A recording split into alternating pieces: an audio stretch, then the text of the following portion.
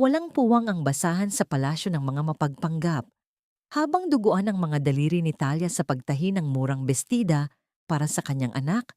Walang awang idinura ng nagmamalinis na si Teodora ang kanilang dangal sa putikan. Isang paglapastangang hindi mapapatawad. Ngunit ang inang pilit ibinabaon ay mas lalong titibay.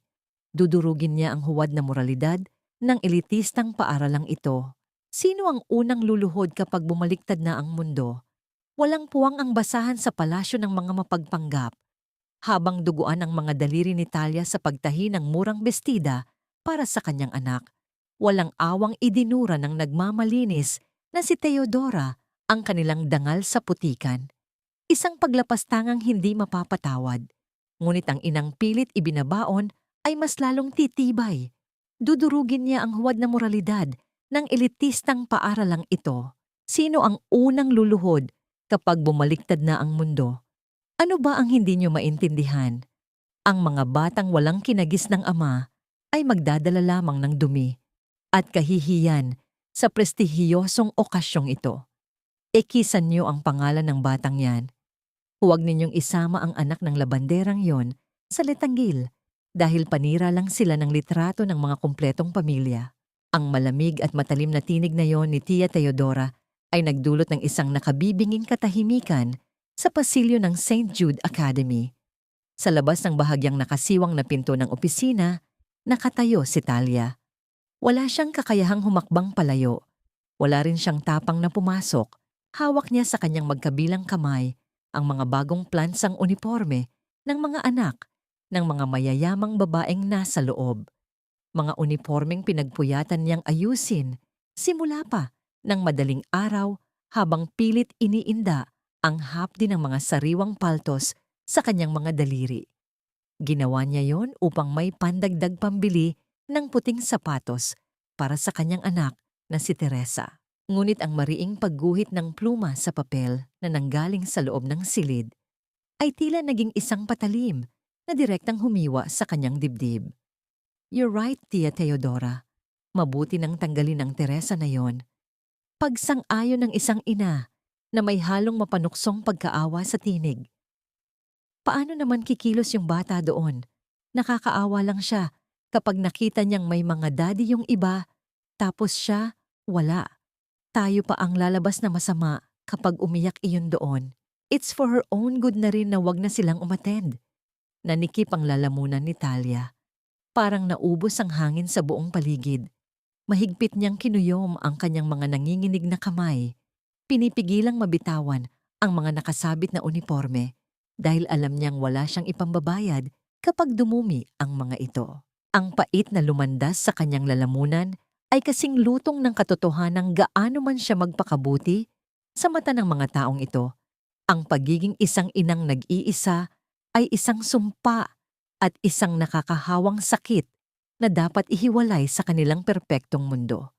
Ang mga pamamaga sa kanyang palad ay tila nawala ng pakiramdam, natabunan ng mas matinding pamamanhid ng kanyang pagkatao. Dahan-dahan siyang umatras, kinagat ang kanyang ibabang labi hanggang sa malalasahan niya ang sarili niyang dugo, upang lamang walang makawalang hikbi sa kanyang bibig habang siya ay naglalakad palayo sa lugar kung saan pinaslang ang dangal ng kanyang anak.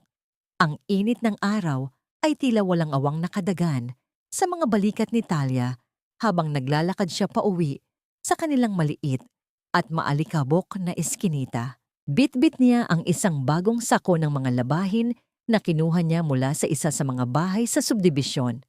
Sa tuwing inilalapit niya ang sako sa kanyang dibdib upang buhatin, may umaalingaw-ngaw na pamilyar at mamahaling amoy ng panlalaking pabango mula sa isang makapal na polo shirt.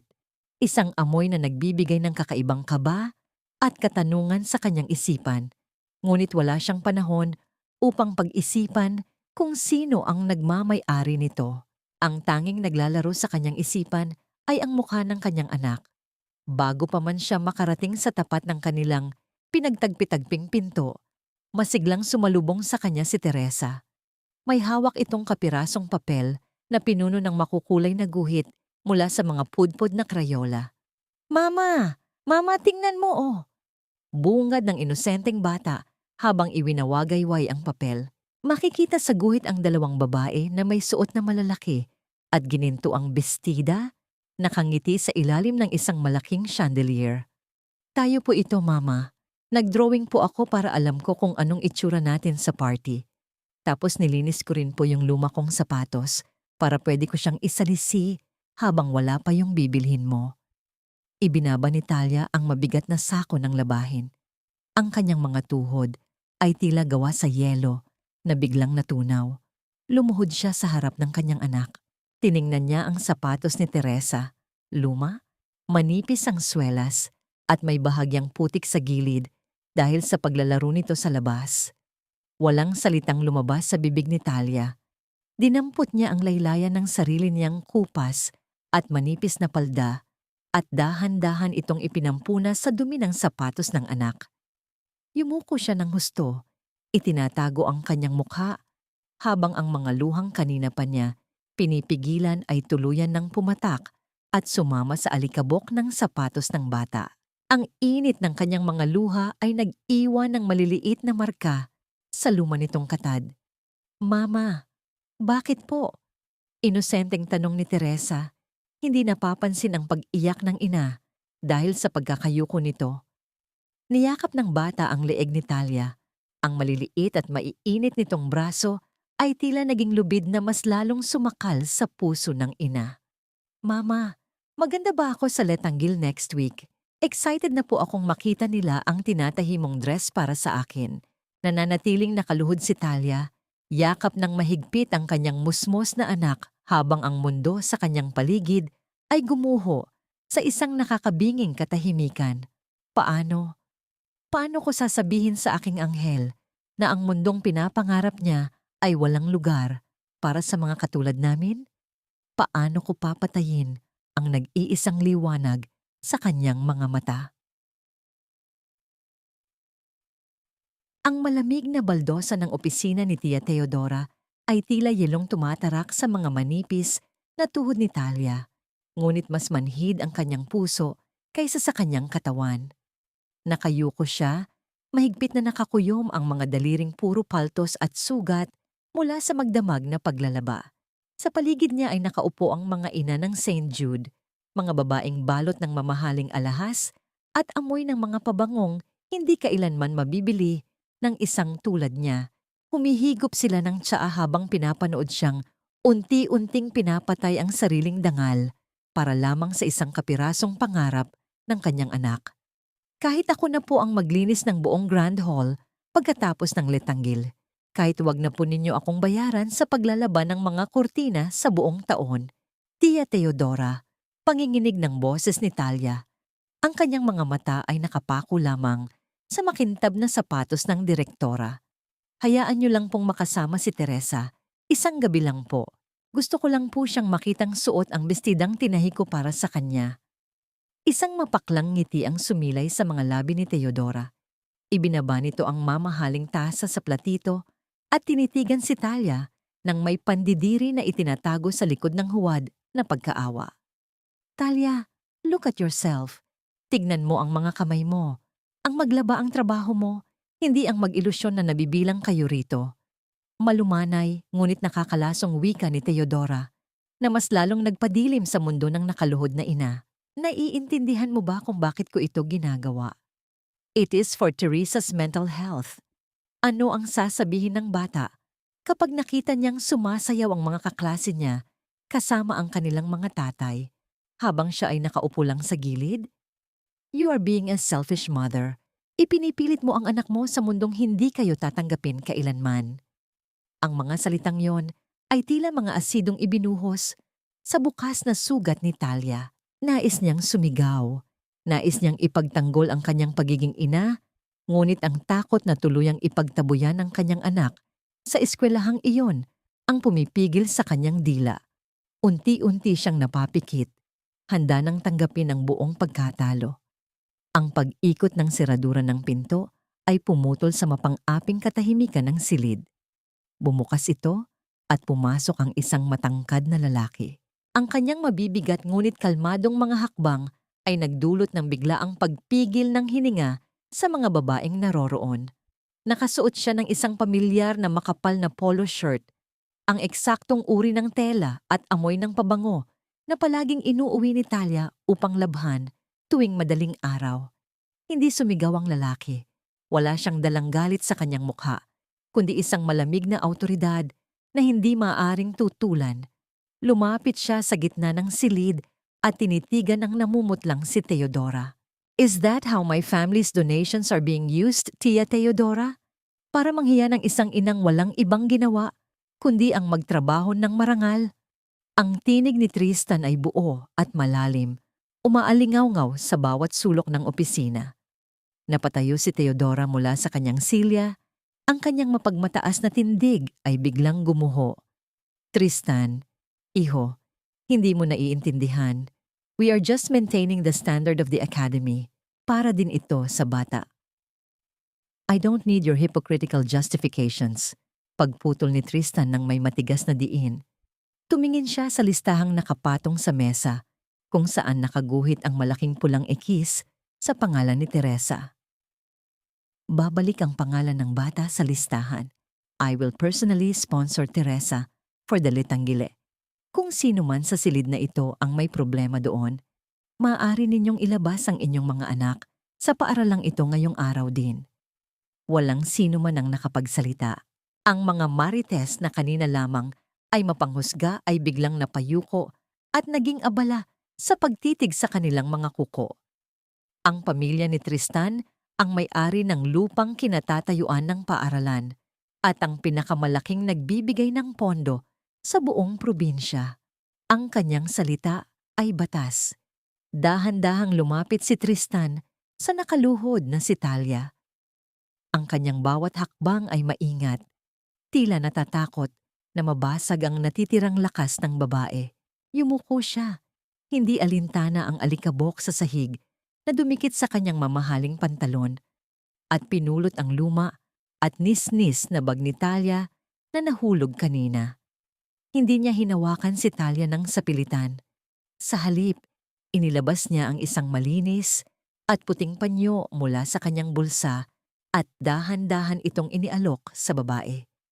Walang balat na nagdikit, tanging isang purong paggalang at hangaring magbigay ng masisilungan.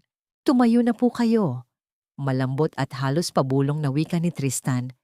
Ang kanyang mga mata ay puno ng isang malalim na emosyon na hindi maipaliwanag ni Talia. Hindi kayo dapat nakaluhod sa mga taong hindi nakakaintindi ng tunay ninyong halaga. Nanginginig ang mga daliri ni Talia nang abutin niya ang panyo. Ang init ng presensya ng lalaki at ang amoy ng kape at mamahaling kahoy na nanggagaling rito ay nagbigay ng isang kakaibang pakiramdam ng kaligtasan sa kanyang dibdib.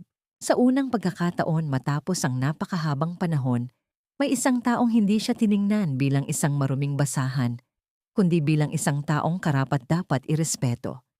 Inalalayan siya ni Tristan sa pagtayo sa pamamagitan ng pag-alalay sa kanyang siko ng may labis na pag-iingat, tila ba isa siyang mamahaling porselana. Nang makalabas na si Talia sa opisina, habang mahigpit na hawak ang puting panyo sa kanyang dibdib, naiwan si Tristan na nakatitig sa pintong pinagsarahan nito. May bahid ng matinding lungkot at isang pamilyar na sakit sa kanyang mga mata. Isang lihim na dalahin na tila matagal na niyang pinapasan. Nabasag ang katahimikan nang magsalita si Teodora. Ang kanyang tinig ay nawalan na ng paggalang at napalitan ng isang malamig at nagbabantang tono. Huwag kang magpakabayani, Tristan. Baka nakakalimutan mo kung sino ka at kung ano ang ginawa ng pamilya mo. Madiing babala ni Teodora. Ang kanyang mga mata ay nanlilisik sa galit. Hawak ko ang sikreto ng pamilya ninyo. Isang salita ko lang, guguho ang buong imperyo nyo. At kapag nalaman ng babaeng yan ang katotohanan, masisiguro kong isusumpa niya ang mismong pangalan mo. Ang malamig na hangin mula sa aircon ay tila naging yelo na bumalot sa buong silid. Nag-iiwan ng isang banta na magpapabago sa lahat.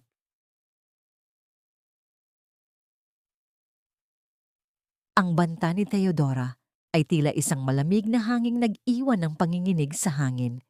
Ngunit para kay Talia, ang araw na yon ay natapos ng may kakaibang liwanag na matagal na niyang hindi nasisilayan. Pagsapit ng hapon, habang abala si Talia sa pagkusot ng mga makakapal na kumot sa tabi ng lumang poso, isang pamilyar na anino ang humarang sa sikat ng araw. Hindi na niya kailangang lumingon upang malaman kung sino iyon. Ang pamilyar na amoy ng mamahaling kape at panlalaking pabango ay sapat na upang magpabilis sa pintig ng kanyang puso. Nakatayo roon si Tristan, nakasuot ng simpleng damit, ngunit hindi maitago ang kanyang kakisigan. Hindi ito nagsalita ng malakas upang hindi makatawag ng atensyon sa mga kapitbahay.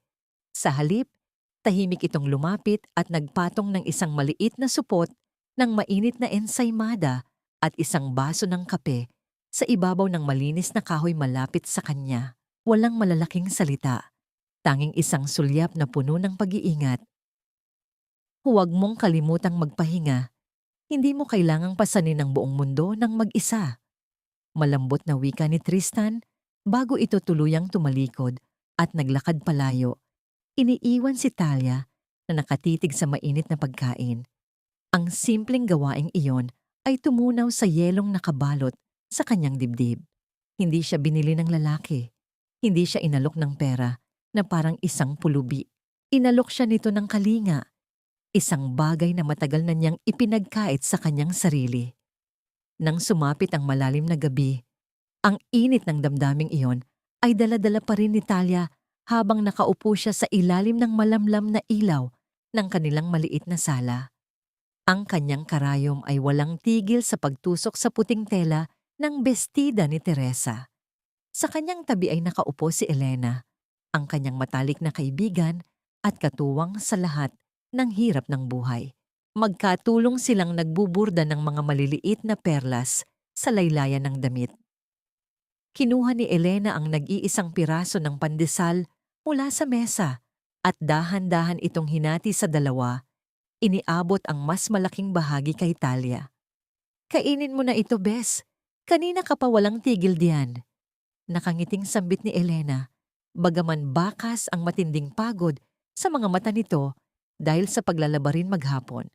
Maganda ang kalalabasan ng bestidang ito. Siguradong titingala ang lahat ng mayayaman sa anak mo.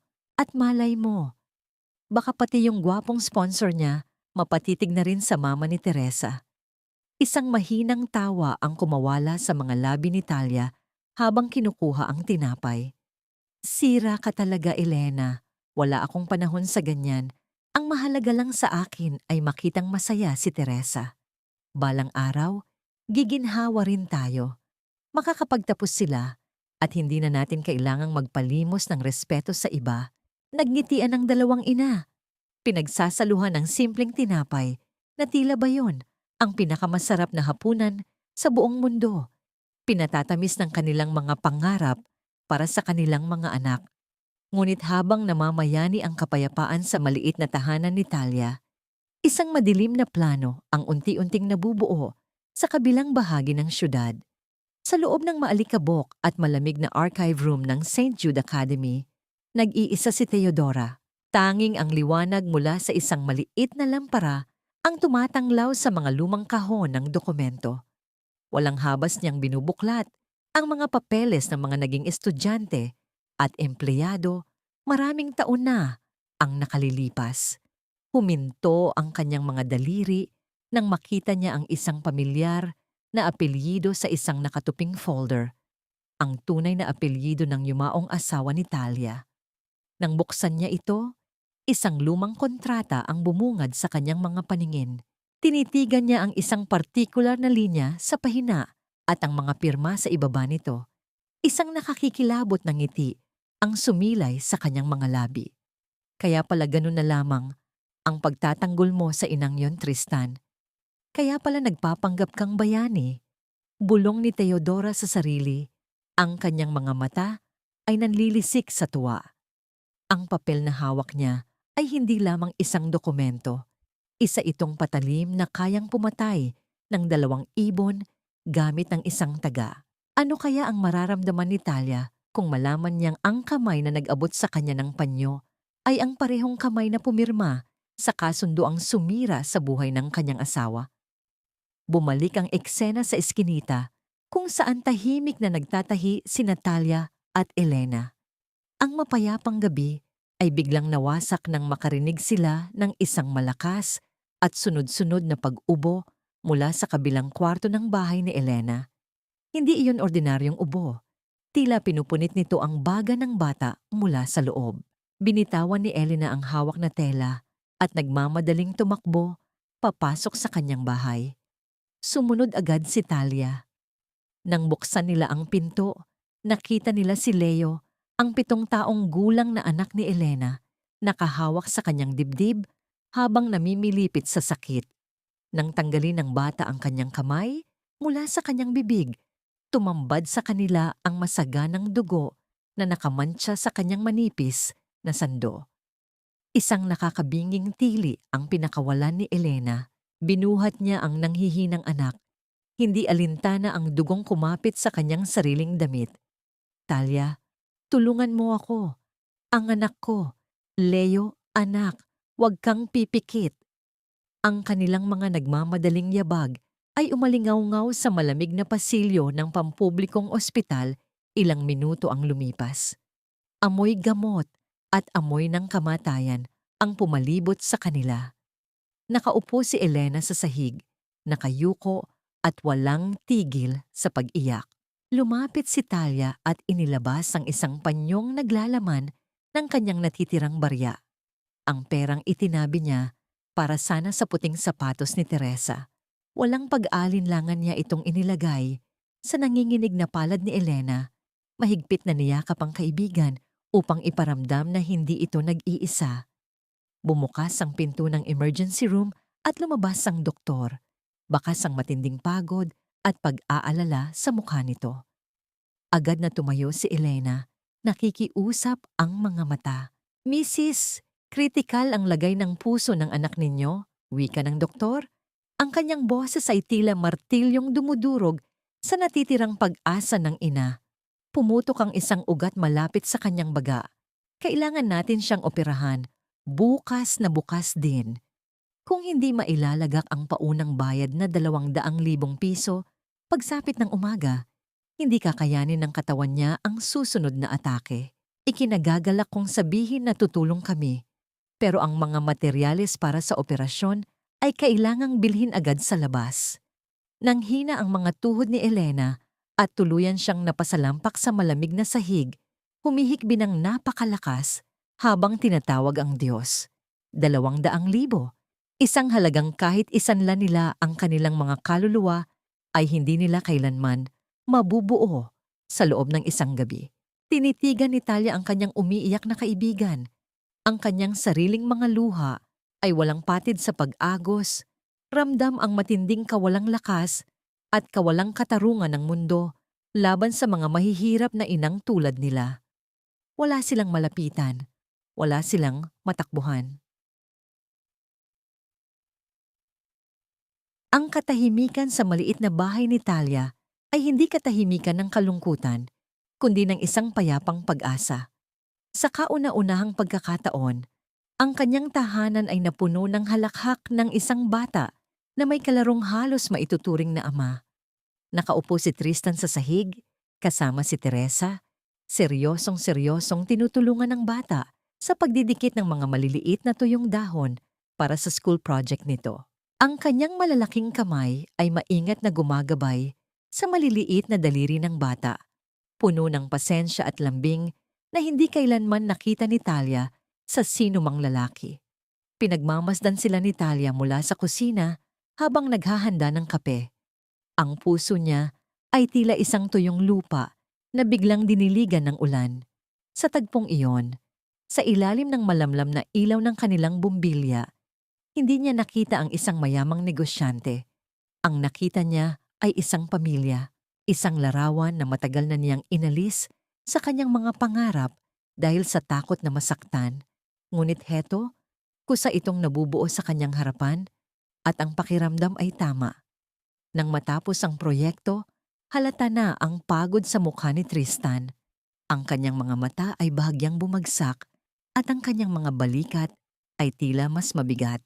Pinilit niyang makipagkwentuhan pa kay Teresa, ngunit habang nagsasalita ang bata, dahan-dahang naipikit ang kanyang mga mata hanggang sa tuluyan na siyang nakatulog sa silyang kinauupuan. Dahan-dahang lumapit si Talia. Ang paghinga ng lalaki ay malalim at payapa. Tinitigan niya ang mukha nito, ang mga pilik matang mahahaba, ang matangos na ilong, at ang mga labing bahagyang nakaawang. Isang mukhang nagbibigay sa kanya ng pakiramdam ng kaligtasan. Pumasok siya sa kanyang silid at kinuha ang kanyang nag-iisang manipis na kumot luma na, ngunit malinis at mabango. Dahan-dahan niya itong ipinatong sa mga balikat ni Tristan, maingat na maingat upang hindi ito magising. Nang akmang aalis na siya, isang halos pabulong na salita ang narinig niya mula sa natutulog na lalaki. Salamat. Isang salita lamang yon, ngunit sapat na upang magdulot ng isang matamis na kuryente sa buong katawan ni Talia. Ngunit habang ang isang matamis na pag-ibig ay nagsisimulang mamukadkad sa ilalim ng isang payapang bubong, isang kaluluwa naman ang dahan-dahang nilalamon ng kadiliman sa malamig at maputing pasilyo ng ospital. Nakaupo si Elena sa isang bakal na upuan. Ang kanyang mga mata ay tuyo na sa kakaiyak, nakatitig sa kawalan. Ang bawat tibok ng orasan sa pader ay tila isang martilyong pumupukpok sa kanyang dibdib. Nagpapaalala na paubos na ang oras ng kanyang anak. Ang katahimikan ay binasag ng marahang tunog ng mga takong napapalapit. Isang anino ang tumabon sa kanya, si Teodora. Ang kanyang mukha ay walang emosyon, ngunit ang kanyang mga mata ay puno ng kalkulasyon. Walang salitang namutawi sa kanyang bibig. Sa halip, dahan-dahan niyang inilapag sa upuang katabi ni Elena ang isang makapal at puting sobre. Ang bigat ng pagkakapatong nito ay nagdulot ng isang mahinang kaluskos, isang tunog na mas malakas pa sa sigaw para sa desperadong pandinig ni Elena. Nanginginig na tiningnan ni Elena ang sobre. Nakikita niya sa loob nito hindi lang ang pera, kundi ang hininga ng kanyang anak, ang pagtibok ng bago nitong puso. Mabuti kang ina, Elena. Nagsimulang magsalita si Teodora. Ang kanyang boses ay tila isang ahas na gumagapang sa tainga ng kanyang biktima. Malambing, ngunit puno ng lason. Nakikita ko ang pagmamahal mo sa anak mo. At bilang isang ina, alam kong gagawin mo ang lahat para sa kanya. Ang tanong ko lang sa'yo, hahayaan mo bang mamatay ang anak mo dahil lamang sa katapatan sa isang kaibigang mayroon ng tagapagligtas? Tumingin si Elena kay Teodora. Ang kanyang mga mata ay puno ng pagmamakaawa at pagkalito. Tingnan mo si Talia, pagpapatuloy ni Teodora. Bawat salita ay isang patalim na tumutusok sa konsensya ni Elena. Mayaman na ang sponsor niya. Kahit anong mangyari, makakabangon yon. Mayroon siyang Tristan na handang ibigay ang lahat. Pero ang anak mo, may bukas pa ba siya? Ang perang iyan, itinuro ni Teodora ang sobre, ay hindi galing sa akin.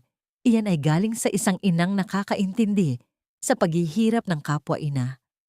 Ang tanging kapalit na hinihiling ko ay isang simpleng impormasyon. Isang katotohanan na karapatan, malaman ng lahat. Isang mainit na likido ang dumaloy sa mga pisngi ni Elena. Hindi na yun ordinaryong luha. Iyon ay luha ng pagkakanulo. Luha ng isang inang isinusuko ang kaluluwa para sa buhay ng kanyang anak.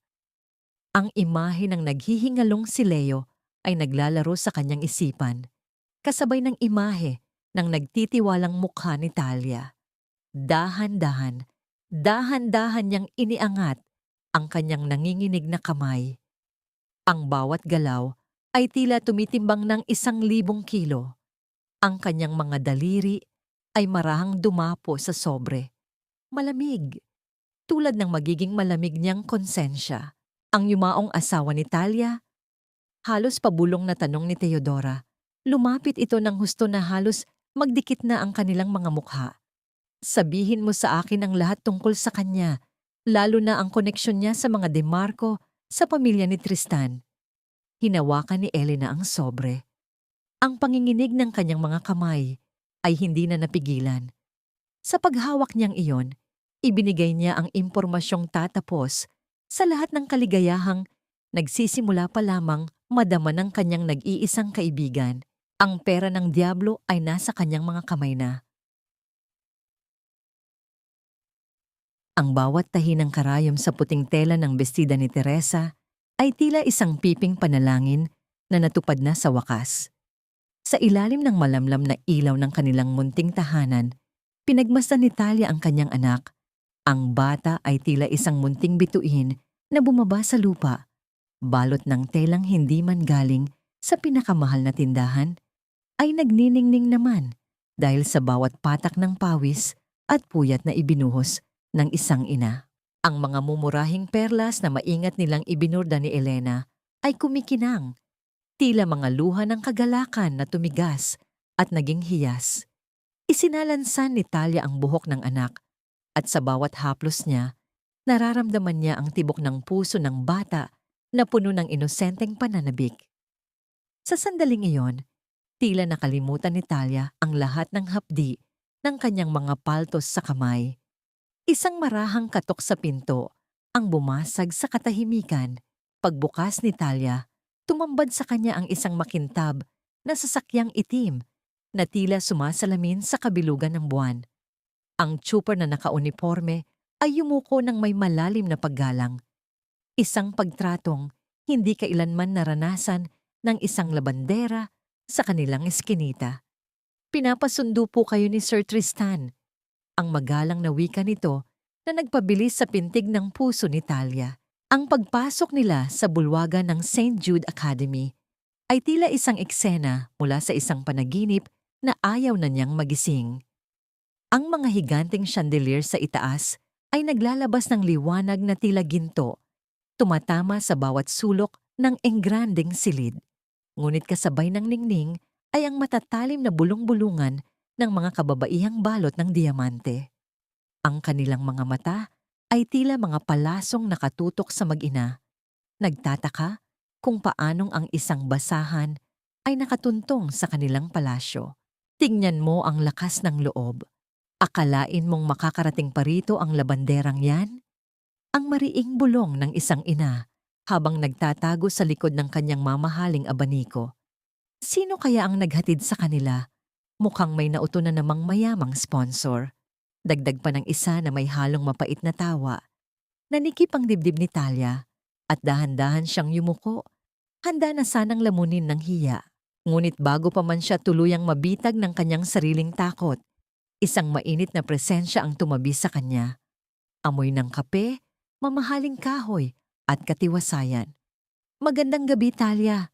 Teresa, napakaganda ninyong dalawa." Si Tristan.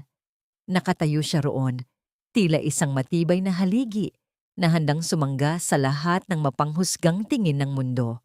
Ang kanyang mga mata ay hindi nakatingin sa mga tao sa paligid, kundi nakapako lamang kay Talia.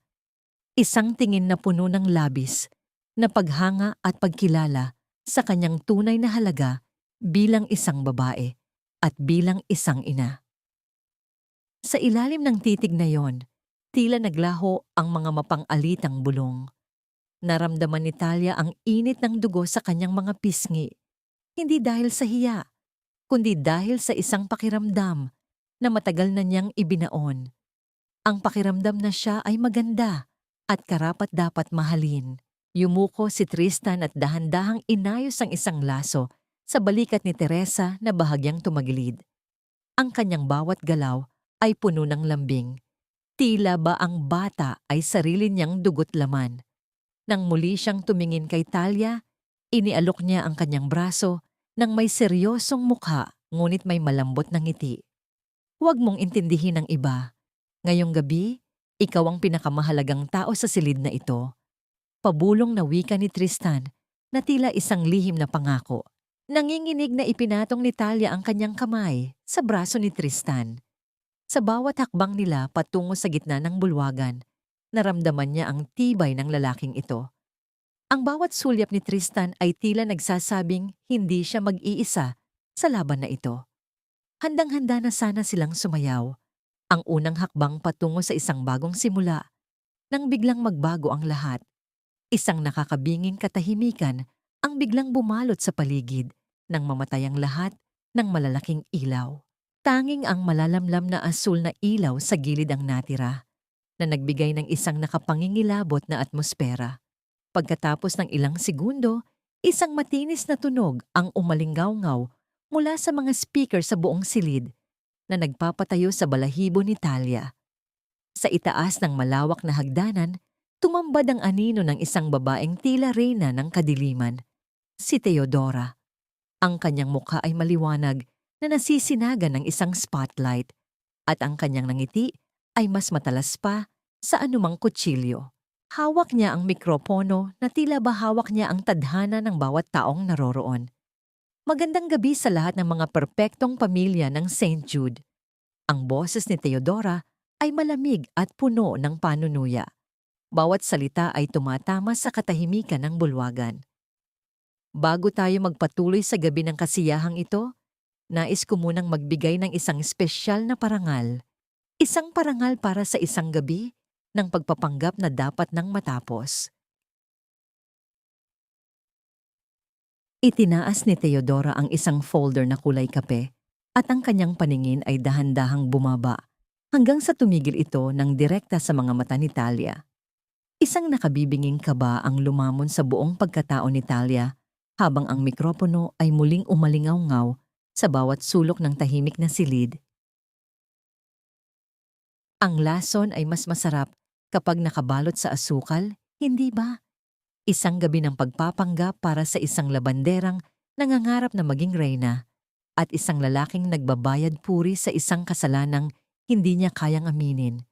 Ang malamig at mapang-uyam na tinig na yon ni Theodora ay umaling-awngaw sa bawat sulok ng bulwagan, tila isang matalim na kutsilyo na humiwa sa masayang musika. Sa gitna ng dance floor, nanigas si Talia. Ang kanyang kamay na nakapatong sa matikas na braso ni Tristan ay biglang nanghina. Tumingin siya sa itaas ng hagdanan kung saan nakatayo si Theodora. Ang spotlight ay nagbibigay ng isang nakapangingilabot na liwanag sa folder na hawak nito. Sa likod ni Theodora, isang malaking screen ang dahan-dahang bumaba. Pagkalipas ng ilang segundo, bumungad ang isang malabo, ngunit malinaw na imahe ng isang lumang dokumento ng bangkarote. Sa ibaba nito, sa tabi ng pangalan ng yumaong asawa ni Talia, ay isang pirma na pamilyar sa kanya. Isang pirma na nakita niya sa libu-libong tseke at dokumento sa loob ng opisina ni Tristan. Nanikip ang dibdib ni Talia. Ang hangin sa paligid niya ay tila naging yelo na pumasok sa kanyang mga baga. Dahan-dahan niyang inalis ang kanyang paningin mula sa screen at itinuon ito sa lalaking nasa kanyang harapan. Si Tristan ay kasing puti ng papel. Ang kanyang mga mata, na kanina lamang ay puno ng pagsamba, ay napalitan ng isang matinding takot at pagsisisi. Ang bawat linyang nakasulat sa dokumentong yon ay tila mga tanikalang biglang pumulupot sa leeg ni Talia. Sinasakalang lahat ng pag-asang binuo niya sa loob ng nagdaang mga araw. Talia, makinig ka sa akin, hindi ko alam. Ang nanginginig na tinig ni Tristan ay tila nanggagaling sa ilalim ng lupa, malayo at hindi na maabot. Ngunit wala nang naririnig si Talia kundi ang malakas na pintig ng sarili niyang puso na tila isang tambol na nagbababala ng kamatayan. Ang basong hawak ng isang waiter sa malapit ay nadagi ng isang naguguluhang bisita at ang tubig ay nagtilamsik sa sahig. Lumilikha ng isang basang mansa na tila luha ng langit. Hindi na namalaya ni Talia na ang kanyang sariling mga kamay ay nanginginig na rin ng husto at ang init ng braso ni Tristan na kanina ay nagbibigay sa kanya ng lakas. Ngayon ay tila isang nagbabagang bakal na pumapaso sa kanyang balat. Ang kanyang paningin ay nagsimulang lumabo. Ang bawat mukha ng mga taong naroroon, ang mga mapanghusgang ina, ang mga nagbubulungang marites, ay tila mga multong nagtatawanan sa kanyang paligid. Sa isang sulok ng bulwagan, nahuli ng kanyang mga mata ang isang figura, si Elena. Nakatayo ito sa dilim, nakayuko at walang tigil sa pagikbi habang hawak ang isang makapal na sobre. Ang bawat piraso ng katotohanan ay dahan-dahang nabuo sa isipan ni Talia. Ang kanyang matalik na kaibigan ang nagbigay ng susi sa kanyang sariling impyerno. Ang lahat ng ito ay isang malaking dula-dulaan. Ang puting bestida ni Teresa, ang engrandeng sasakyan, ang mga panyo at ensaymada. Ang lahat ng iyon ay mga pampalasa lamang sa isang malupit na biro ng tadhana. Ang lalaking nagsimula niyang mahalin, ang lalaking itinuring niyang tagapagligtas ng kanyang anak, ay ang parehong tao na nagtulak sa kanyang asawa sa kawalan. Ang parehong kamay na nag-ayos ng laso ni Teresa ay ang kamay na nagwasak sa haligi ng kanilang tahanan. Mama, bakit po umiiyak ang lahat? Ang inosenteng tinig ni Teresa ay tila isang kidlat na tumama sa gitna ng bagyo sa isipan ni Talia. Humarap si Talia sa kanyang anak. Wala siyang masabi. Ang kanyang lalamunan ay tuyo at puno ng mapait na lasa ng pagtataksil. Yumuko siya at binuhat ang bata ng buong lakas, hindi alintana ang bigat o ang hirap ng kanyang suot na sapatos. Tinalikuran niya ang lahat. Tinalikuran niya ang mga ilaw, ang musika, at ang lalaking nananatiling nakatayo sa gitna ng bulwagan, tila isang rebulto ng pagsisisi. Habang naglalakad siya palabas ng pinto, ang bawat hakbang niya ay tila isang paghila sa kanyang sariling puso mula sa kanyang dibdib. Ang malamig na hangin ng gabi ay humampas sa kanyang mukha. Ngunit hindi nito kayang palamigin ang apoy ng galit at sakit na naglalaboy sa kanyang buong pagkatao.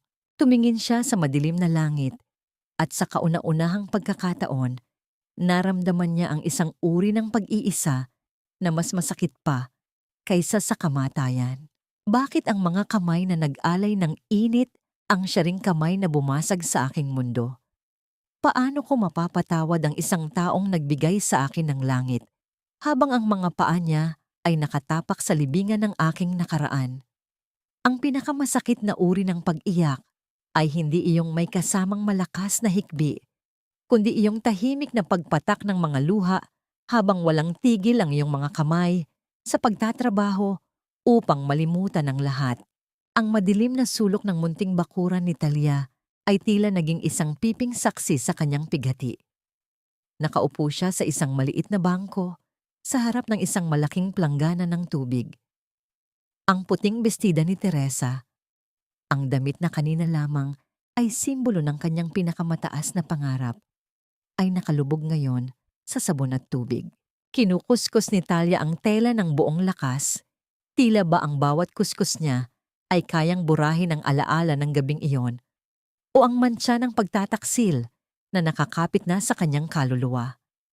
Ang tunay na dumi ay hindi na sa tela, kundi na sa mga pusong nagkunwaring malinis. Ang mga daliri ni Talia ay mapuputi na at kulubot dahil sa tagal ng pagkakababad sa tubig, ngunit hindi niya nararamdaman ang lamig. Ang tanging nararamdaman niya ay ang nagbabagang galit na sumasakal sa kanyang lalamunan. Bawat patak ng tubig na tumatalsik mula sa planggana ay tila isang paalala ng bawat salitang binitiwan ni Teodora. Bawat tingin ng pagsisisi mula kay Tristan at bawat hikbi ni Elena. Ang lahat ng tao sa paligid niya ay may kani-kaniyang dahilan upang saktan siya at sa huli, siya pa rin ang naiwang mag-isa sa dilim. Sa kabilang bahagi ng lungsod, sa loob ng isang marangyang mansyon, hindi rin payapa ang gabi. Nakatayo si Tristan sa gitna ng kanyang malawak na opisina, tinitigan ng kanyang ama na nakaupo ng kampante sa isang leather na silya. Ang amoy ng mamahaling tabako ay tila naging lason sa ilong ni Tristan. Bakit, Papa? Bakit kailangang si Robert pa? Bakit kailangang ang asawa ng babaeng mahal ko ang naging biktima ng pagiging gahaman ninyo? Ang tinig ni Tristan ay nanginginig sa pagpipigil ng galit. Ang kanyang mga kamao ay nakakuyom ng mahigpit hanggang sa bumabao na ang kanyang mga kuko sa sariling palad. Tristan, negosyo lang yon. Malamig na sagot ng kanyang ama, hindi man lang nag-angat ng tingin mula sa binabasang dyaryo. Bata ka pa noon, kailangan mong matuto kung paano maging matibay. Ang pagpirma mo sa kontratang iyon ang nagligtas sa kumpanya natin. Huwag mong isisi sa akin ang kahinaan ng lalaking yon na hindi nakayanan ang pagkabigo.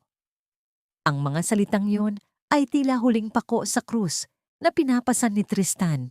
Tumalikod siya nang walang pasabi. Bitbit ang isang katotohanang mas mabigat pa sa anumang kayamanan. Lumabas siya sa mansyon at sumakay sa kanyang sasakyan. Nagmamaneho ng walang patutunguhan hanggang sa matagpuan niya ang sarili sa tapat ng eskinita ni Natalia. Nagsimulang bumuhos ang malakas na ulan. Ang bawat patak ay tila isang latigo na humahampas sa bubungan ng mga bahay. Lumabas si Tristan ng sasakyan at tumayo sa labas ng bakod ni Talia. Hindi siya kumatok, hindi siya tumawag. Hinayaan niyang mabasa siya ng ulan. Tila ba sa paraang iyon ay mahuhugasan ang dumi ng kanyang apelyido. Ang pamilyar na amoy ng kanyang mamahaling pabango ay naglaho na, napalitan ng amoy ng basang lupa at ng matinding pagsisisi. Mula sa maliit na siwang ng bintana, pinagmamasdan ni Talia ang anino ng lalaki sa labas. Nakikita niya ang bawat panginginig ng mga balikat ni Tristan, ang pagtungo ng ulo nito sa ilalim ng ulan. Isang bahagi ng kanyang puso ang nais tumakbo palabas, nais buksan ang pinto at yakapin ang lalaking nagbigay sa kanya ng panandaliang langit. Ngunit sa tuwing gagawin niya yon, ang mukha ng kanyang yumaong asawa ay muling sumasagi sa kanyang alaala. Ang mukha ng isang lalaking nawalan ng lahat dahil sa isang pirma. Dahan-dahang lumapit si Talia sa kanilang luma at maliit na altar. Dinampot niya ang sirang relo ni Robert na nakapatak sa tabi ng isang kandila. Pinunasan niya ang salamin nito gamit ang kanyang nanginginig na hinlalaki, habang ang bawat segundo ng katahimikan ay tila isang mahabang taon ng pagdurusa. Wala siyang tunog na inilabas, ngunit ang kanyang mga balikat ay nayanig sa isang hagulgol na walang boses. Bakit kailangang ang taong muling nagpatibok ng kanyang puso ang siya ring taong pumatay sa kanyang nakaraan? Kinabukasan, ang ulan ay tumigil na, ngunit ang putik sa paligid ay nananatili. Tila ang dumi sa reputasyon ni Talia na hindi na kayang linisin.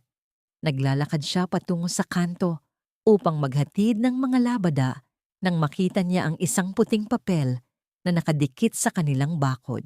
Isang opisyal na dokumento mula sa St. Jude Academy. Nanginginig ang mga kamay ni Talia habang binabasa ang bawat salitang nakasulat. Isang kautusan mula sa opisina ni Theodora. Dahil sa iskandalong naganap sa Letanggil at sa hindi magandang imahe na idinulot ni Talia sa paaralan, formal nang tinatanggal si Teresa sa listahan ng mga estudyante. Pinapalayas ang kanyang anak sa tanging lugar na nagbibigay dito ng pagkakataong magkaroon ng magandang kinabukasan. Nabitawan ni Talia ang sako ng mga labahin. Ang mga malilinis na damit ay nagkalat sa putik, ngunit wala na siyang pakialam. Ang huling bagay na pinoprotektahan niya, ang pangarap ni Teresa, ay kinuha na rin sa kanya. Ang katahimikan ng umaga ay muling napuno ng isang tanong na wala pang kasagutan. Hanggang saan ang kayang tiisin ng isang ina bago siya tuluyang lumaban at sirain ang mundong walang ginawa, kundi apakan siya?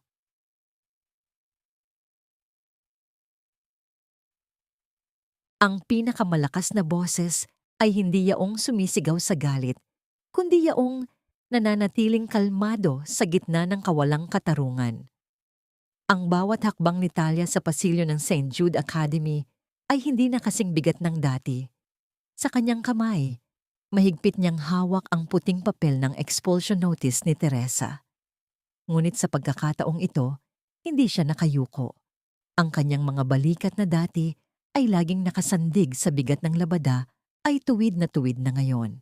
Ang bawat tao na nadadaanan niya, mga gurong umiiwas ng tingin at mga inang nagbubulungan, ay tila mga anino na lamang sa kanyang paningin. Pagpasok niya sa opisina ni Teodora, tumambad sa kanya ang malamig na bugso ng aircon at ang amoy ng mamahaling pabango na tila naging simbolo na ng pang-aapi sa kanya. Nakaupo si Teodora sa likod ng kanyang malaking mesa. Ang mukha ay puno ng mapagmataas na tagumpay. Sa gilid, naroroon ang ilang mga inang marites. Tila naghihintay ng isang palabas kung saan muling iiyak at luluhod ang labanderang si Talia. Nandito ka na pala, Talia. Mabuti naman at hindi mo na pinatagal ang paghihirap natin. Wika ni Teodora, sabay usog ng isang gintong bolpen at ng opisyal na dokumento sa tapat ni Talia. Pirman mo na yan, para ito sa ikabubuti ng lahat. Huwag mo nang ipilit ang anak mo sa lugar na hindi para sa kanya. Mas mabuti pang umalis kayo nang may kaunti pang natitirang dignidad. Tinitigan ni Talia ang bolpen. Pagkatapos, ay dahan-dahan niyang inangat ang kanyang paningin at direktang tumingin sa mga mata ni Teodora. Walang luha, walang panginginig. Ang kanyang mga kamay na puno ng peklat at magaspang sa sabon ay dahan-dahang bumitaw mula sa pagkakakrus sa kanyang dibdib. Itinulak niya ang papel pabalik sa tapat ni Teodora nang may dahan-dahan ngunit matibay na kilos. Hindi ako pipirma, Tia Teodora. Ang tinig ni Talia ay parang malamig na bakal, direkta at walang bahid ng takot. Napatigil ang lahat sa loob ng silid. Ang tunog ng pagbagsak ng ballpen ni Teodora sa sahig ay umalingaw-ngaw sa katahimikan. Anong sabi mo? Ang boses ni Teodora ay nagsimulang tumaas. Ang kanyang mukha ay namula sa galit. Binibigyan na kita ng pagkakataong makaalis ng maayos. Talia, huwag mong hintayin na kalad ka rin kayo ng mga gwardya palabas ng paaralang ito. Maaari ninyong gawin yon, ngunit kailanman ay hindi ninyo mabubura ang katotohanan. Sagot ni Talia, habang ang kanyang paningin ay lumilibot sa mga inang nakikinig. Ang paaralang ito ay itinatag upang magturo ng moralidad, ngunit ang nakikita ko rito ay puro pagkukunwari. Tia Teodora, may anak din ba kayo? O sadyang kinalimutan nyo na ang pakiramdam ng pagiging isang magulang dahil mas abala kayo sa pagbibilang ng pera at antas ng lipunan? Ang anak ko ay walang ginawang mali. Ang tanging kasalanan niya ay ang magkaroon ng inang labandera na hindi ninyo kayang diktahan. Ang mga marites na kanina ay nagtatawanan ay biglang natahimik. Ang ilan sa kanila ay napayuko, tila tinatamaan sa mga salita ni Talia. Ang tapang na ipinapakita ng babaeng dati ay laging nakayuko ay nagdulot ng isang hindi maipaliwanag na kaba sa kanilang mga dibdib. Ang tunay na dumi sa paaralang ito ay hindi ang kahirapan namin. Pagpapatuloy ni Talia, ang kanyang boses ay mas lalong naging matatag. Ang tunay na dumi ay ang itim ng inyong mga budhi na itinatago ninyo sa likod ng mga mamahaling alahas. Maaari nyo kaming alisan ng pagkakataon, ngunit hindi nyo kailanman maaalis sa amin ang aming dangal. Tapos na akong luluhod sa inyo. Tumalikod si Talia nang hindi hinihintay ang sagot ni Teodora. Sa kanyang paglakad palabas, ang bawat hakbang niya ay tila isang pagtapos sa mahabang panahon ng kanyang pagiging martir. Ang kanyang puso ay magaan. Tila ba ang lahat ng kadena na pumupugong sa kanya ay biglang naputol. Ngunit sa labas ng opisina, sa ilalim ng init ng araw, sa tapat ng gate ng paaralan, isang pamilyar na figura ang naghihintay sa kanya. Si Elena. Nakaluhod ito sa semento, ang mukha ay basang-basa ng luha at ang mga damit ay gusot-gusot. Nang makita nito si Talia, mabilis itong gumapang palapit at humawak sa laylayan ng palda ni Talia. Talia, patawarin mo ako. Bes, patawarin mo ako. Ang hagulgol ni Elena ay sapat na upang marinig ng mga taong dumadaan. Wala akong choice. Ang anak ko, si Leo, kailangan ko lang iligtas ang anak ko. Tinitigan ni Talia ang kanyang matalik na kaibigan. Ang galit na kanina ay nararamdaman niya ay biglang napalitan ng isang malalim na awa. Nakita niya sa mukha ni Elena ang parehong desperasyon na naranasan niya rin. Ang desperasyon ng isang inang handang sunugin ang mundo para sa kanyang anak. Ang imahe ng pagtataksil ay dahan-dahang natabunan ng imahe ng dalawang inang parehong biktima ng isang malupit na sistema. Ang katahimikan sa pagitan nila ay nabasag lamang ng mahinang ihip ng hangin. Habang pinagmamasdan ni Talia ang nakaluhod na kaibigan, isang katanungan ang muling bumangon sa kanyang isipan. Sa gitna ng pagkakanulo at sakit, posible pa bang makahanap ng puwang para sa pagpapatawad o ang sugat na ito ay mananatiling bukas habang buhay?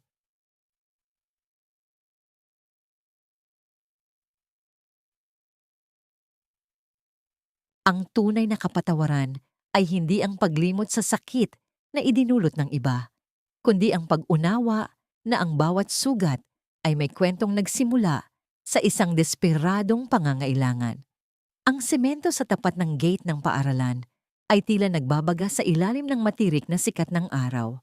Ngunit mas matindi ang init ng mga luhang dumadaloy sa mga pisngi ni Elena habang nananatili itong nakaluhod sa paanan ni Talia. Ang kanyang mga kamay ay mahigpit na nakakapit sa laylayan ng palda ng kaibigan. Tila ba ito ang tanging lubid na magliligtas sa kanya mula sa pagkalunod sa sariling kahihiyan. Tinitigan ni Talia ang kanyang matalik na kaibigan.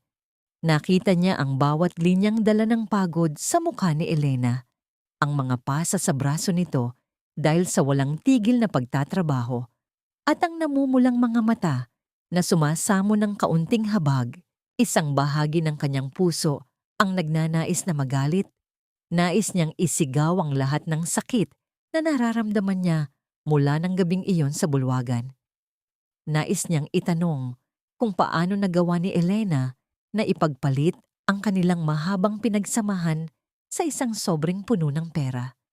Ngunit nang makita niya ang panginginig ng buong katawan ni Elena, naalala ni Talia ang sarili niya.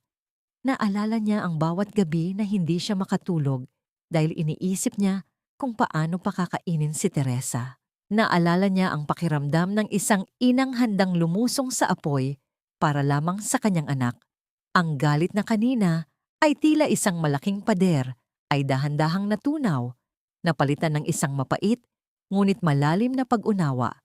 Dahan-dahang yumuko si Talia at hinawakan ng nanginginig na mga kamay ni Elena. Hindi niya ito itinulak. Sa halip, hinila niya ang kaibigan patayo. Ang kanyang bawat galaw ay puno ng isang malambot na kalinga na hindi inaasahan ni Elena. Elena, tumayo ka na riyan. Halos pabulong na wika ni Talia. Ang kanyang boses ay puno ng pait, ngunit may kasamang init. Hindi ko kayang magtanim ng galit sa isang inang ginawa lang ang lahat para sa kanyang anak. Naiintindihan ko. Dahil alam kong gagawin ko rin ang lahat para kay Teresa. Niyakap ni Talia ang kanyang kaibigan ng mahigpit. Isang mahabang katahimikan ang namayani sa pagitan nila. Isang katahimikang binasag lamang ng mahihinang hikbi ni Elena na ngayon ay nakasandig na sa balikat ni Talia. Sa yakap na yon, tila dahan-dahang naghilom ang mga sugat ng kanilang pagkakaibigan. Ang bigat ng pagkakanulo ay hinalinhina ng isang pangako ng panibagong simula. Pagkalipas ng ilang oras, dinalaw ni Talia si Leo sa ospital. Ang bata ay mahimbing na natutulog. Ang kanyang dibdib ay dahan-dahang bumabangon at bumababa sa tulong ng mga makinarya. Lumapit si Talia sa gilid ng kama at dahan-dahang hinaplos ang buhok ng bata. Ang kanyang bawat haplos ay tila isang dalangin para sa mabilis na paggaling nito. Sa sandaling iyon, hindi niya nakita ang anak ng isang nagtaksil na kaibigan.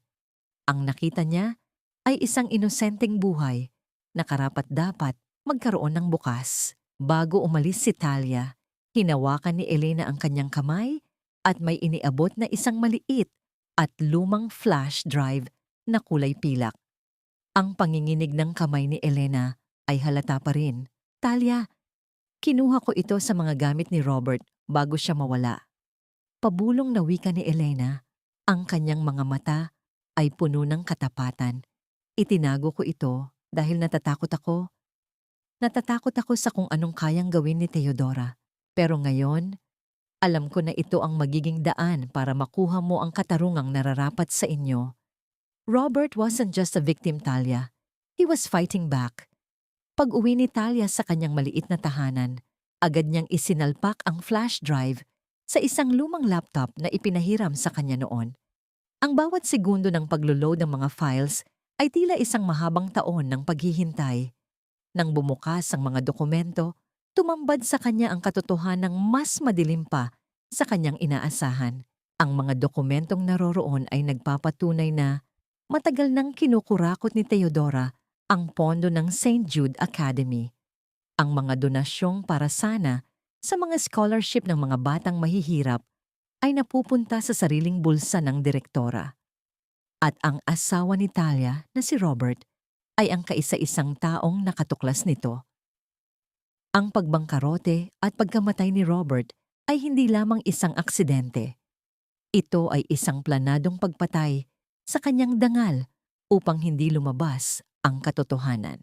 Ang liwanag mula sa computer screen ay nagbigay ng isang kakaibang ningning sa mga mata ni Talia. Sa wakas, mayroon na siyang sandata. Isang sandata na hinding-hindi matatalo ng anumang yaman ni Teodora. Ngunit habang tinititigan niya ang mga ebidensya, isang malakas na katok sa pinto ang bumasag sa kanyang konsentrasyon. Pagbukas niya, isang lalaking nakauniporme ang nag-abot sa kanya ng isang dilaw na papel. Isang eviction notice. Hindi lamang ang paaralan ang kinukuha ni Teodora. Gamit ang kanyang kapangyarihan sa lokal na pamahalaan at ang kanyang koneksyon sa mga may-ari ng lupa, ipinag-utos ni Teodora ang demolisyon ng buong skinita kung saan nakatira si Natalia at Elena. Bibigyan lamang sila ng 24 na oras upang lisanin ang kanilang mga tahanan. Nanghina ang mga kamay ni Talia habang hawak ang papel. Ang pangarap nilang magkaroon ng tahimik na buhay ay muling binunot mula sa ugat. Tumingin si Talia sa labas ng bintana kung saan ang mga ilaw ng kalsada ay tila mga matang mapanghusga. Hanggang kailan sila tatakbo mula sa kamay ng isang babaeng walang ibang hangad kundi durugin ang bawat bakas ng kanilang buhay? Ang pinakamabigat na sakripisyo ay hindi ang pagbibigay ng lahat ng mayroon ka, kundi ang pagtalikod sa iyong pangalan at kinabukasan upang linisin ang dumi ng nakaraang hindi mo naman ginusto. Ang gabi bago ang nakatakdang demolisyon ay binalot ng isang nakabibinging katahimikan sa eskinita ni Natalia. Sa loob ng kanyang maliit na bahay, maingat na itinatabi ni Talia ang mga huling piraso ng kanilang gamit sa mga lumang sako. Bawat gamit na kanyang hinahawakan, isang basong may lamat, ang lumang radyo ni Robert at ang mga paboritong krayola ni Teresa ay may dalang kwento ng kanilang pakikipagsapalaran sa hirap. Ang bawat pagtupi niya ng damit ay tila pagtupi rin ng kanyang mga pangarap na dahan-dahang itinatago sa ilalim ng kawalan ng kasiguraduhan. Samantala, sa loob ng malawak at marangyang opisina ng mga Demarco, isang huling pagpapasya ang ginagawa ni Tristan. Ang liwanag ng buwan na pumapasok sa malaking bintana ay tumatama sa isang makapal na tumpok ng mga dokumento sa kanyang mesa. Ang kanyang ama ay nakatayo sa tapat niya. Ang mukha ay puno ng matinding galit at hindi paniniwala. Tristan, nababaliw ka na ba? Isusuko mo ang lahat ng ito para sa isang labandera?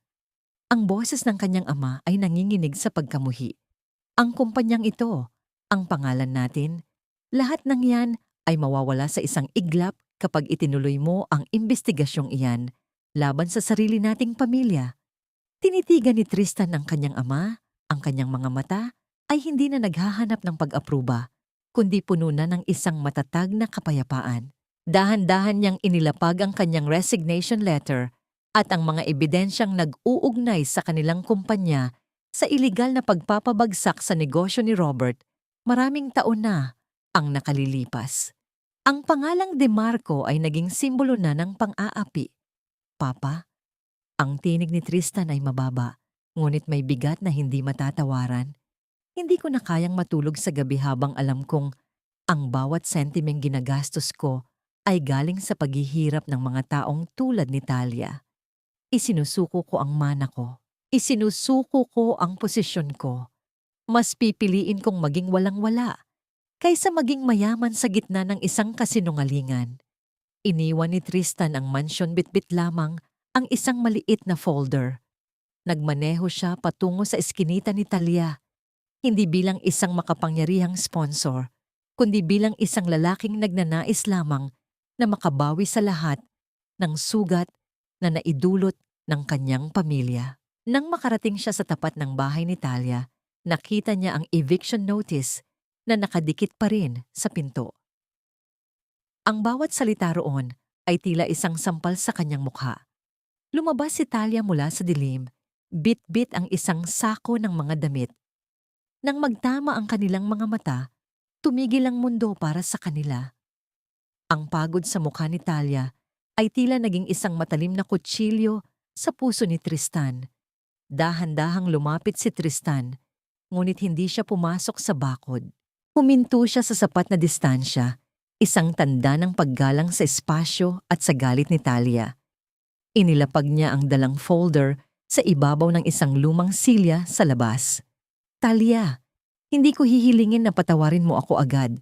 Alam kong ang bawat panyo o ensaymadang ibinigay ko ay hindi sapat upang takpan ang kasalanan ng pamilya ko. Wika ni Tristan, ang kanyang boses ay puno ng pagsisisi. Nasa loob ng folder na yan, ang lahat ng dokumentong magpapatunay na inosente si Robert. Ang pirma ko sa kontratang yon ay kinilala na ng korte bilang bunga ng panlilinlang ng ama ko. Robert is a hero, Talia. He fought for the school fund, and now, the truth is out. Naisumiti ko na rin ang lahat ng ebidensya laban kay Teodora sa mga autoridad. Napako ang tingin ni Talia sa folder. Ang kanyang mga kamay ay nanginginig habang dahan-dahan niyang inaabot ang mga papel.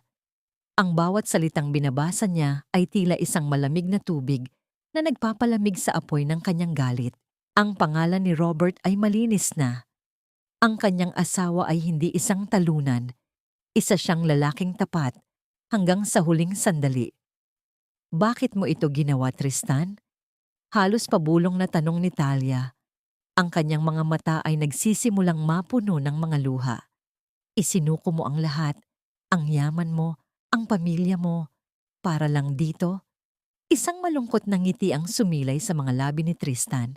Humakbang siya ng 2 beses paatras, tila ba tinitiyak na hindi siya magiging gulo sa buhay ni Talia. Dahil ang yaman ay kayang kitain muli, Talia. Pero ang tiwala at ang dangal, kapag nawala, wala nang halaga ang anumang ginto sa mundo. Sagot ni Tristan. Hindi ko kailangan ng pasasalamat. Gusto ko lang na malaman mo na kahit kailan, hindi kita niloko sa nararamdaman ko para sa inyo ni Teresa. Magpapaalam na muna ako. Ibibigay ko sa iyo ang katahimikang kailangan mo. Tumalikod si Tristan at dahan-dahang naglakad palayo sa ilalim ng malalamlam na ilaw ng kalsada. Pinanood siya ni Talia. Ang bawat hakbang ng lalaki ay tila humihila rin sa isang bahagi ng kanyang puso. Nakita niya ang sakripisyo ng isang lalaking handang maging abo upang magbigay lamang ng liwanag sa iba. Ngunit habang dahan-dahang lumalambot ang puso ni Talia, ang panganib ay hindi pa tapos. Sa kabilang kalsada, isang grupo ng mga lalaking may bitbit na mga kagamitang pangdemolisyon ang nagsisimula ng magtipon. At sa dilim, nakamasid si Teodora. Ang kanyang mga mata ay nanlilisik sa galit. Hindi siya papayag na matapos ang gabing ito nang hindi niya nadudurog ng tuluyan ng buhay ng mga taong nagtangkang magpabagsak sa kanya. Ang pinakamatamis na tagumpay ay hindi ang pagkakita sa pagbagsak ng iyong kaaway, kundi ang pagtayo ng may dangal sa gitna ng mga taong minsang naniwalang wala kang halaga. Ang bulwagan ng St. Jude Academy ay muling napuno ng mga tao. Ngunit sa pagkakataong ito, hindi ito para sa isang pagdiriwang. Isang espesyal na pagpupulong ng PTA ang ipinatawag ni Teodora. Isang huling pagtatangka na gamitin ang kanyang kapangyarihan upang tuluyang burahin ang anino ni Talia sa komunidad. Nakatayo si Teodora sa gitna ng entablado. Ang kanyang suot na mamahaling itim na terno ay tila isang baluti ng kayabangan. Sa kanyang paligid, ang mga magulang ay nagbubulungan, Ang kanilang mga mata ay puno ng kuryosidad at panghuhusga. Mga minamahal na magulang, nandito tayo upang protektahan ang moralidad ng ating paaralan. Ang boses ni Teodora ay umalingaw-ngaw sa buong silid, puno ng huwad na pagmamalasakit. Hindi natin maaaring hayaan na ang mga taong may kaduda-dudang pinagmulan at walang respeto sa batas ay manatili sa ating piling. Ang demolisyon sa eskinita ay simula lamang ng ating paglilinis para ito sa kaligtasan at kinabukasan ng ating mga anak.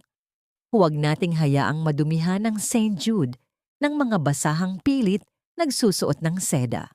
Isang mapanuksong ngiti ang sumilay sa kanyang mga labi habang tinitingnan ang pinto. Tila hinihintay ang pagpasok ni Talia na luhaan at nagmamakaawa. Ngunit ang bumukas na pinto ay naghatid ng isang presensyang hindi niya inaasahan. Pumasok si Talia. Hindi siya nakayuko. Hindi siya gusot-gusot. Nakasuot siya ng isang simpleng puting blusa, malinis at maayos, na tila ba ang kaputian nito ay sumasalamin sa katotohanang bitbit niya. Sa kanyang kamay ay mahigpit niyang hawak ang isang folder at ang kulay pilak na flash drive. Kasunod niya si Elena, na bagaman nanginginig ay matatag na nakatayo sa tabi ng kanyang kaibigan. Ang tanging dumi sa paaralang ito, Tia Teodora, ay ang perang ninanakaw ninyo mula sa mga pangarap ng mga batang naririto. Ang tinig ni Talia ay hindi sumisigaw, ngunit ang bawat salita niya ay tila isang kulog na nagpatahimik sa buong bulwagan. Naglakad si Talia patungo sa harap, hindi pinapansin ng mga gwardyang akmang pipigil sa kanya. Ibinigay niya ang flash drive sa technician na nasa gilid. Ang kanyang tingin ay nananatiling nakapako sa nanlalaking mga mata ni Teodora. Anong kalokohan ito? Gwardiya, ilabas ang babaeng yan. Sigaw ni Teodora. Ang kanyang boses ay nagsimulang mabasag sa takot. Ngunit huli na ang lahat. Ang malaking screen sa likod ni Teodora ay bumukas. Hindi ang larawan ng paaralan ang lumabas, kundi ang mga listahan ng mga donasyon na hindi kailanman nakarating sa kaba ng paaralan. Lumabas ang mga bank statement na nakapangalan kay Teodora, ang mga ilegal na transaksyon na nagpapatunay kung paanong ang pondo para sa scholarship ng mga mahihirap ay napunta sa pagbili ng kanyang mga ari-arian. Ang bulong-bulungan sa paligid ay naging isang malakas na hiyaw ng pagkagulat. Ang mga marites na ina na dati ay panig kay Teodora ay biglang nagpalitan ng tingin. Ang kanilang mukha ay napuno ng matinding galit. Magnanakaw ka, Teodora. Ang pera ng mga anak namin. Sigaw ng isang ina mula sa unahan. Pati ang pondo para sa bagong gusali, kinuha mo rin. Dagdag pa ng isa. Nang hina ang mga tuhod ni Teodora. Ang kanyang matikas na tindig ay dahan-dahang gumuho habang tinititigan ang mga ebidensyang hindi na niya kayang itanggi. Ang kanyang mukha na kanina ay punong-puno ng kolorete ay tila naging isang maskara ng katatakutan. Sa gitna ng kaguluhan, bumukas ang pinto sa gilid at pumasok ang dalawang pulis. Ang tunog ng kanilang mabibigat na sapatos sa makintab na sahig ay tila hatol ng kamatayan para sa karera ni Teodora. Madam Teodora, kailangan ninyong sumama sa amin para sa investigasyon ng malawakang estafa at falsification of documents. Malamig na wika ng opisyal.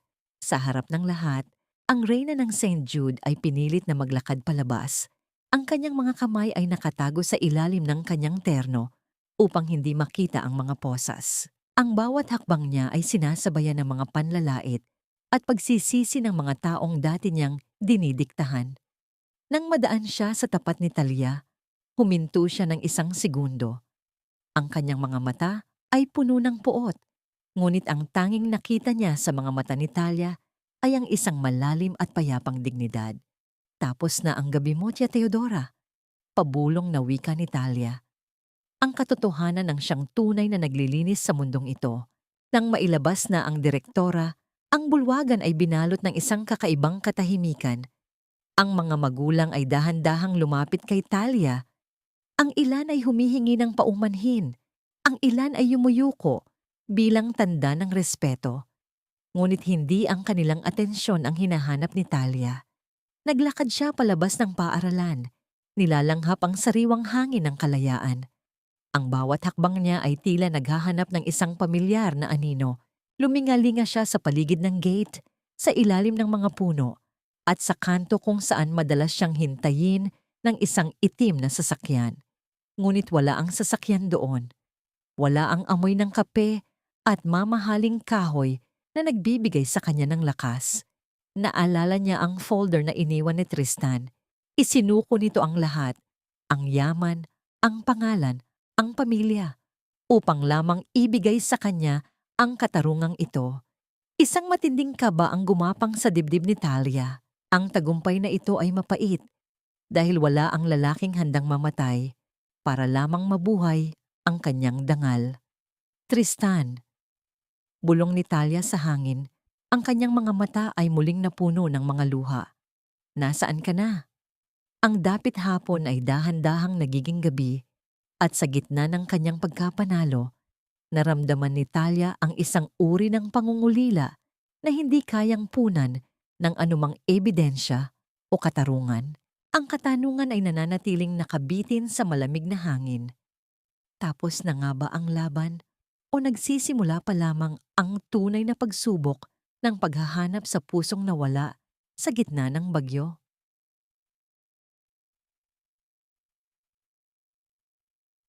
Ang mga labi ng bagyo ay dahan-dahang napalitan ng isang malalim at payapang katahimikan sa maliit na eskinita ni Natalia. Dahil sa pagkakaaresto kay Theodora at sa paglantad ng katotohanan, ang utos ng demolisyon ay pansamantalang itinigil ng mga awtoridad hanggang sa matapos ang imbestigasyon. Ang bawat pamilya sa paligid ay nagsisimula nang ibalik ang kanilang mga gamit sa loob ng kanilang mga tahanan, puno ng bagong pag-asa at kagalakan. Ngunit para kay Talia, ang bawat kanto ng kanyang munting bahay ay tila naghahanap pa rin ng isang kulang na piraso.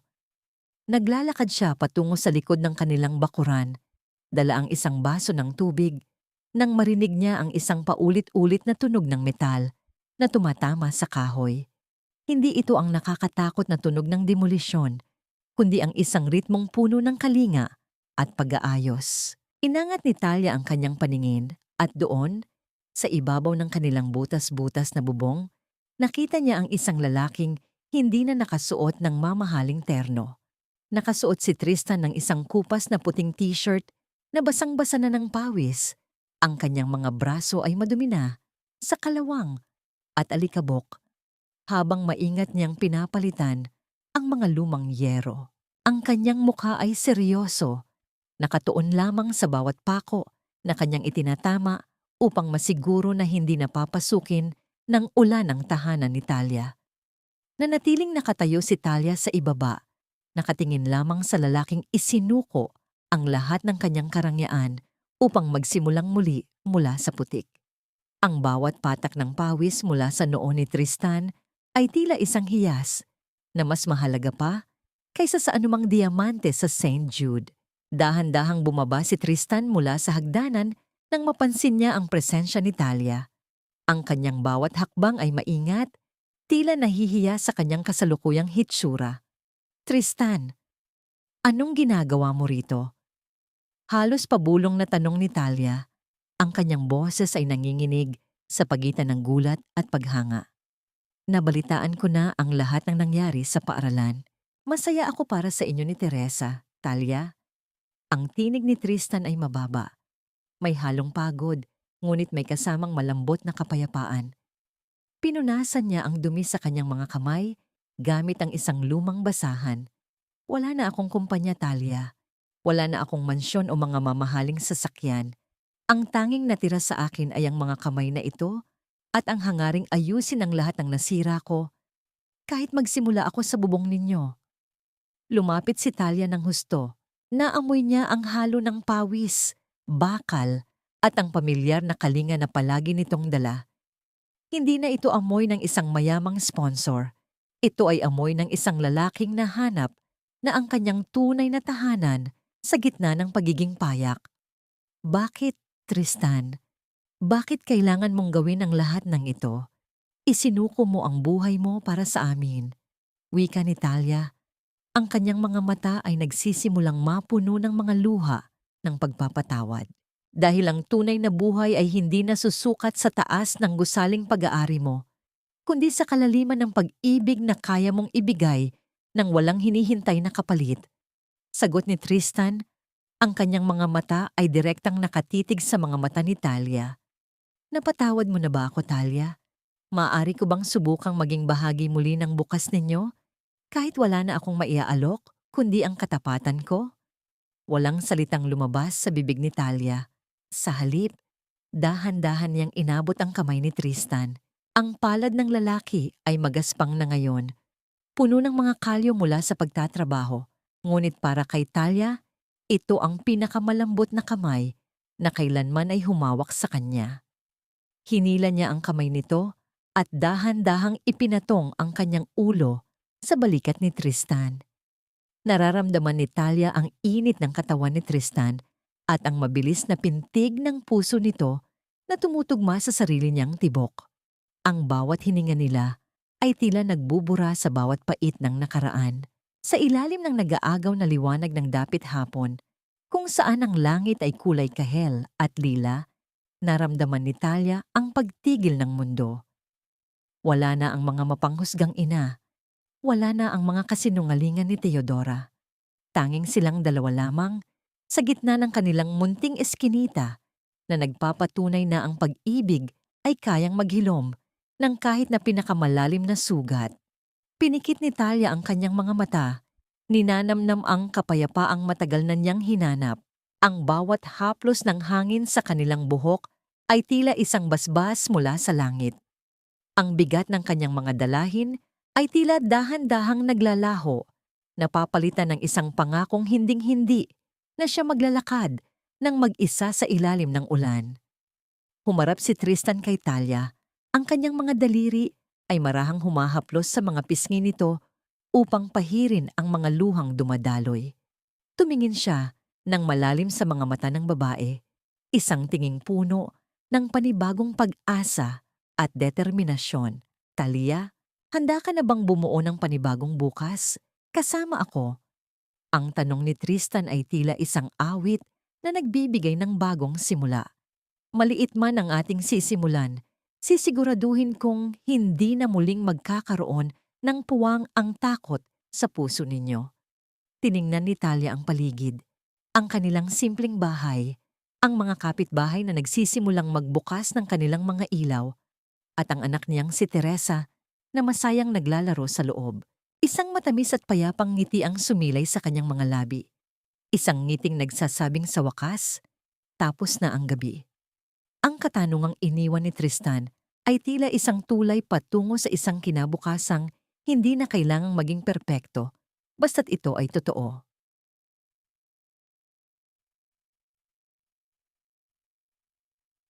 Ang tunay na kahulugan ng pamilya ay hindi nasusukat sa pagiging kumpleto ng mga kasapi nito, kundi sa lalim ng pag-ibig na nagbibigkis sa bawat pusong handang magsakripisyo.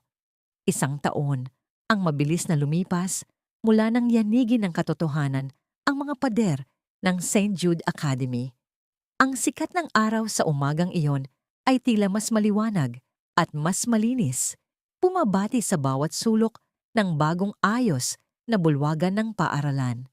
Ngunit sa pagkakataong ito, wala nang mga matatalim na bulungan sa pasilyo. Ang hangin ay hindi na mabigat sa panghuhusga, kundi puno ng tunog ng tawanan at mga bating puno ng katapatan. Nakatayo si Teresa sa gitna ng entablado, suot ang kanyang puting toga. Ang kanyang mukha ay nagniningning sa kagalakan habang tinatanggap niya ang kanyang diploma at ang medalya para sa pinakamataas na karangalan sa kanilang baitang. Sa ilalim ng bagong pamunuan, ang letanggil ay hindi na isang eksklusibong pagtitipon para sa mga mayayaman, kundi isang pagdiriwang para sa lahat ng mga batang nagsusumikap, anuman ang kanilang pinagmulan. Sa unang hanay ng mga upuan, nakaupo si Talia. Ang kanyang mga kamay, na dati ay laging puno ng sugat at paltos, ay maayos na nakapatong sa kanyang kandungan. Hindi na siya nakayuko.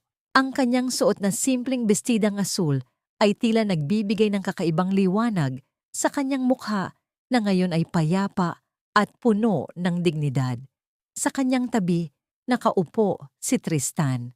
Ang lalaki ay wala ng suot na mamahaling relo o gintong kurbata.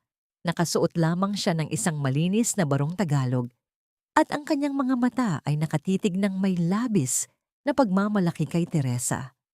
Nang tawagin ang mga magulang upang isabit ang medalya, sabay na tumayo si Natalia at Tristan. Sa harap ng lahat, walang pag-aalinlangan na hinawakan ni Tristan ang kamay ni Talia habang umaakyat sila sa entablado. Ang pagyakap ni Teresa sa kanilang dalawa ay isang larawan ng isang pamilyang binuo hindi ng dugo, kundi ng pagpili at ng pagpapatawad. Ang tunog ng masigabong palakpakan mula sa mga magulang, kabilang na ang mga dating marites na ngayon ay tumitingala na kay Talia, ay umalingaw-ngaw bilang tanda ng pagtanggap at respeto. Sa isang sulok ng bulwagan, nakita rin si Elena. Ang kanyang anak na si Leo ay masiglang tumatakbo sa paligid. Ang pisngi ay mapula at malusog pagkatapos ng matagumpay na operasyon. Nagkatinginan si Natalia at Elena at sa isang simpleng pagtango, naramdaman nila ang lalim ng kanilang pagkakaibigan na dumaan sa apoy, ngunit nanatiling matatag. Ang utang na loob ay hindi na isang pabigat, kundi isang ugnayan ng dalawang inang nagtulungan upang mabuhay ang kanilang mga anak. Samantala, malayo sa Marangyang Paaralan, sa isang pampublikong terminal ng bus, isang babaeng may matandang mukha ang abala sa pagwawalis ng mga kalat sa sahig, si Teodora. Ang kanyang mga mamahaling terno ay napalitan na ng isang kupas na uniporme ng tagapaglinis. Wala nang nakakakilala sa kanya at wala na ring yumuyuko sa kanyang harapan. Sa bawat dumi na kanyang nililinis, tila nararamdaman niya ang bigat ng kanyang mga maling desisyon sa nakaraan. Ang hiya na dati niyang ipinapataw sa iba ay siya na ngayong dalahin niya sa bawat araw ng kanyang buhay. Isang karma na kailangan niyang pagdusahan ng mag-isa. Pagkatapos ng seremonya, naglakad ang tatlo, si Natalia, Tristan at Teresa, patungo sa dalampasigan kung saan sila madalas magpalipas ng oras. Ang amoy ng dagat at ang malamig na ihip ng hangin ay tila isang basbas para sa kanilang bagong simula. Nagtayo si Tristan ng isang maliit na negosyo ng pag-aayos ng mga bahay, habang si Talia naman ay mayroon ng sariling maliit na shop ng mga bordadong damit. Hindi sila mayaman, ngunit ang kanilang hapagkainan ay palaging puno ng kwentuhan at pagmamahalan. Napatawad mo na ba talaga ang lahat, Talia? Mahinahong tanong ni Tristan habang pinapanood nila si Teresa na naglalaro sa buhanginan. Ang pagpapatawad ay hindi para sa kanila, Tristan. Para ito sa sarili ko, sagot ni Talia. Isinasandal ang kanyang ulo sa balikat ng lalaki. Dahil kung mananatili ang galit sa puso ko, hindi ako magkakaroon ng puwang para sa kaligayahang ibinibigay mo sa amin ngayon. Ang nakaraan ay isang aral at ang kasalukuyan ay ang ating gantimpala. Humarap si Tristan kay Talia at dahan-dahang hinawakan ang kanyang mukha. Isang malambot at matagal na halik sa noo ang ibinigay niya sa babae. Isang pangako na hinding-hindi na niya hahayaang magdilim muli ang mundo nito. Sa ilalim ng nagliliyab na kulay ng dapit hapon, ang kanilang mga anino ay nag-iisa sa buhanginan. Nahanap na ni Talia ang kapayapaang matagal na niyang ipinaglalaban. Ang bawat luhang pumatak sa kanyang mga labada noon ay naging mga perlas na nagbibigay liwanag sa kanyang kasalukuyan. Ang sugat ay naghilom na at ang tanging naiwan ay ang mga peklat na nagsisilbing paalala na ang isang inang nagmamahal ay mas matibay pa sa anumang bagyo ng tadhana. Ang dula-dulaan ng mapagpanggap na mundo ay natapos na. Ang natitira na lamang ay ang katotohanan ng isang pag-ibig na nahanap sa gitna ng hirap at isang pamilyang binuo ng tunay na katapatan.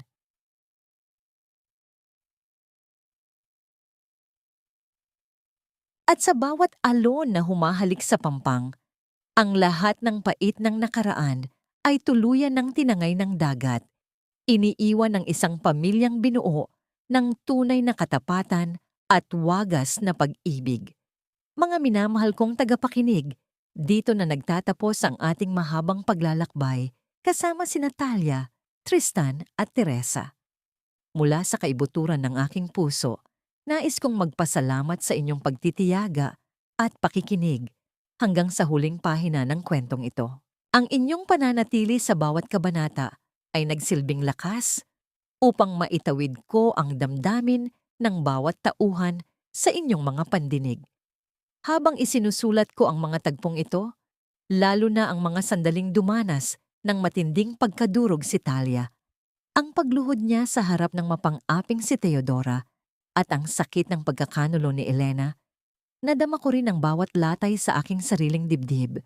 May mga gabi na napatigil ako sa pagsusulat dahil sa bigat ng emosyon na tila ba ako mismo ang nakatayo sa ilalim ng ulan kasama si Tristan, naghahanap ng paraan upang hilumin ang isang sugat na tila wala ng lunas.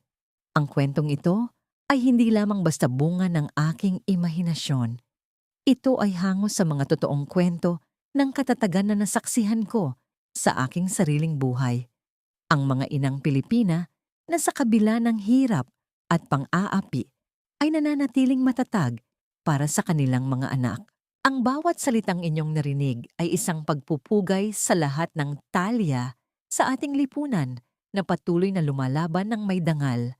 Nais ko sanang baunin ninyo ang mensaheng ang bawat sugat, gaano man ito kalalim, ay may kakayahang maghilom sa tamang panahon. Tila ba ang ating pag-asa ay isang munting butil ng binhi na kahit itanim sa gitna ng tuyot at maputik na lupa, basta't dinidilig ng pag-ibig at pagpapatawad, ay muling sisibol at magbubunga ng isang masayang bukas. Tulad ng liwanag sa dulo ng dapit hapon, laging may bagong umagang naghihintay matapos ang pinakamahabang gabi. Ngunit bago tayo tuluyang magpaalam, may isang katanungang nais kong iwan sa inyong mga puso. Kung kayo ang nasa kalagayan ni Talia, kaya nyo rin bang yakapin at patawarin ang taong naging sanhi ng inyong pinakamalaking pighati? O may mga sugat ba na sa tingin ninyo ay hindi na talaga dapat bigyan ng pangalawang pagkakataon? Napaka-interesante na marinig ang inyong panig tungkol sa desisyon ni Talia na tanggapin muli si Tristan sa kabila ng lahat. Sana ay naging bahagi ako ng inyong araw at nakapagbigay ng kaunting inspirasyon sa inyong mga puso habang kayo ay abala sa inyong mga gawain. Huwag ninyong kalimutang ibahagi ang inyong mga saloobin sa comment section dahil mahalaga sa akin ang bawat reaksyon ninyo. Paki-like at i-share ko rin ang video na ito upang mas marami pa tayong maabot na mga pusong nangangailangan ng kwento ng pag-asa. Hanggang sa susunod nating pagtatagpo sa mga bagong pahina ng buhay at pag-ibig. Maraming salamat at pagpalain nawa kayong lahat ng may kapal